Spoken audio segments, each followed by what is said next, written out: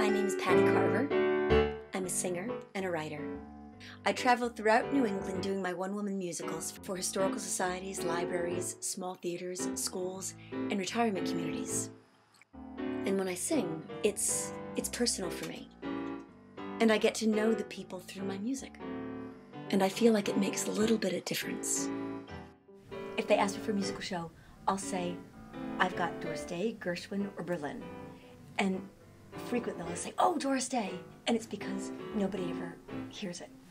It's more obscure music now. And I love the music.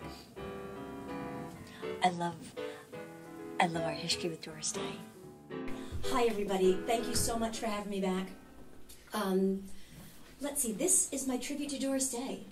And I think I've done all my history shows here.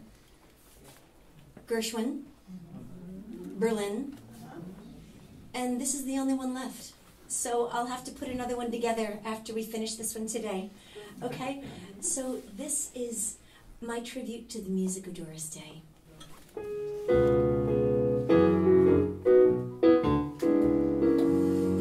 Life is just a bowl of cherries. Don't take it serious. It's too mysterious. You work. I think what Patty brings to the program, where the other people that we have here, and we have some wonderful entertainments, don't misunderstand me. She tells the history. When she did the Gershwin show and the Berlin show, she tells the history. She tells us about, I mean, I didn't know Doris Day was still alive. You know what I mean? She knows all that little information to give them, and they walk away with that. They really enjoy that, that part of the show. What you've never owned. Life is just a bowl of cherries, so live and laugh at it all. When we get somebody special like Patty, when she comes in, she hits nerves on every one of them. Gonna take a sentimental journey. Whenever I tell the story about the first time Sentimental Journey was performed by Les Brown and Doris Day,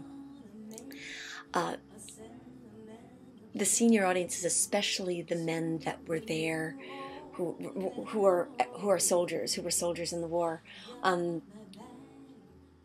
it's a poignant moment, because the song really did say so much for all these soldiers that were in the war, and all the women and the wives that were waiting for the soldiers to come home, and the families that were waiting for the soldiers to come home. Okay, I was in service. I was inducted into the Army, and I went. They put me into combat engineers. Oh. I mean, that was a rough outfit. Being a company clerk, all the records come to me, anything happened in the front lines, and you knew these fellas, and they're killed. And I have to prepare all the reports for that individual's records. Yeah. It was awful.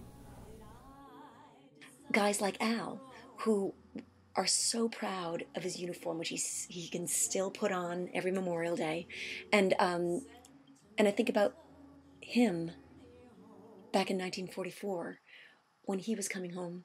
The war was almost over. All the soldiers were coming home, and that song said so much. Sentimental Journey became an international hit, and it became known as the Soldiers' Anthem. This, the Bronx Star, I'm proud of that. It stands for Outstanding Service, which I do. It has it's a star. I mean, a medal for action, outstanding action in the front lines, or for outstanding work as a part of a unit. That's obviously I was in the front lines, but outstanding work in the unit. I decide to roam. I'm gonna take a sentimental journey. Anytime I have a chance to talk about it, it makes me feel good to recall some of the things that took place.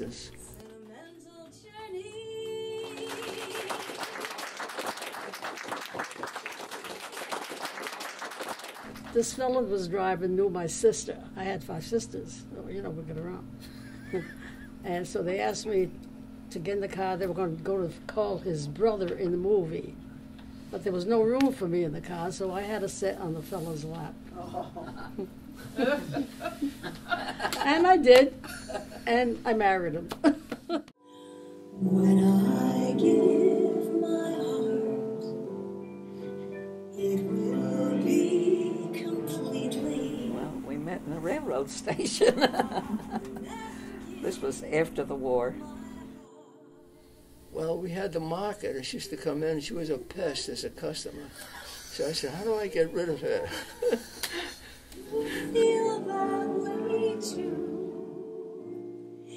I had no idea that we'd even date because she was so much younger than me, I thought, you know. And when we got back, we had a first date, and the first kiss was just like in the movies, you know. I can still hear the bells ringing.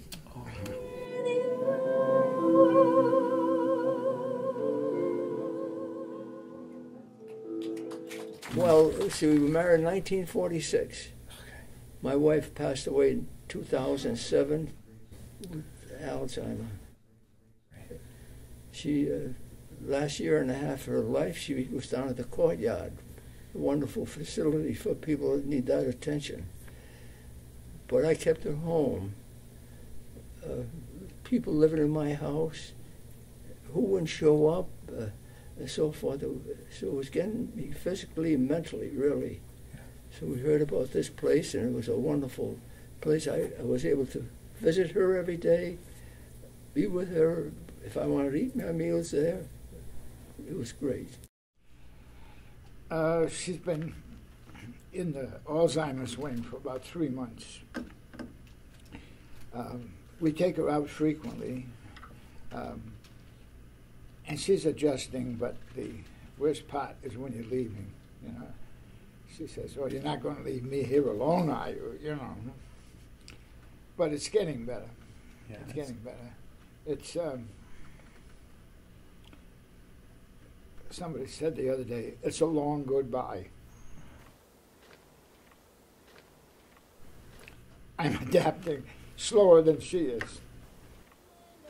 Mr. Champagne mentioned to me that he needed to make sure he was with Mrs. Champagne whenever she went out at this point, to make sure that she was okay. And whenever I was singing in the audience, sometimes if I made eye contact with Mrs. Champagne, she'd look at me and then she'd point at him and she would mouth to me, "He's mine." Love somebody, yes I do. Love somebody, yes I do. Love somebody that I love is you.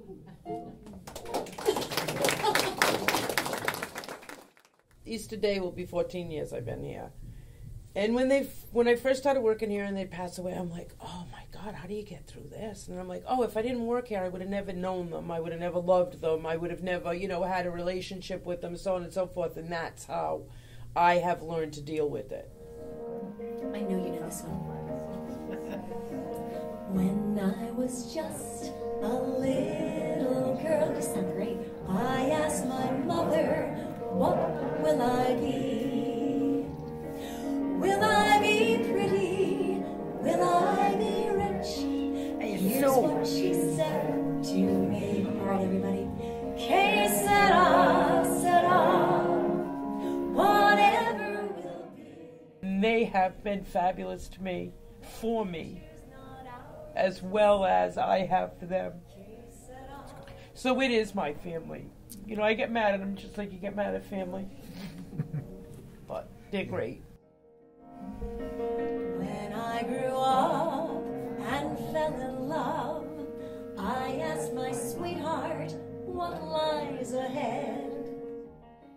She was over on my right, and she was singing every song, especially. And there was a point during Que Sera, she was like apologizing to me during the song. She was like, "I'm really behind." Like, don't worry, just keep on singing. The future's not ours to see. Que sera, sera. What will be, will be. Now I have children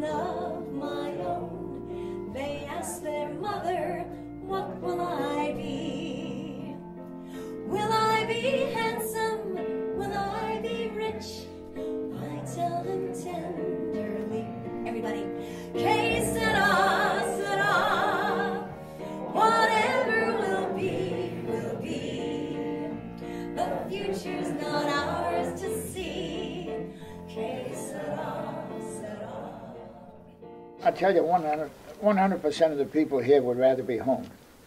But they're all realistic enough to face they can't be home anymore. And they don't want to be a burden on their children. This is a good compromise. The most important thing is the comradeship. The people you can talk to that's about your age, you can talk about the same thing.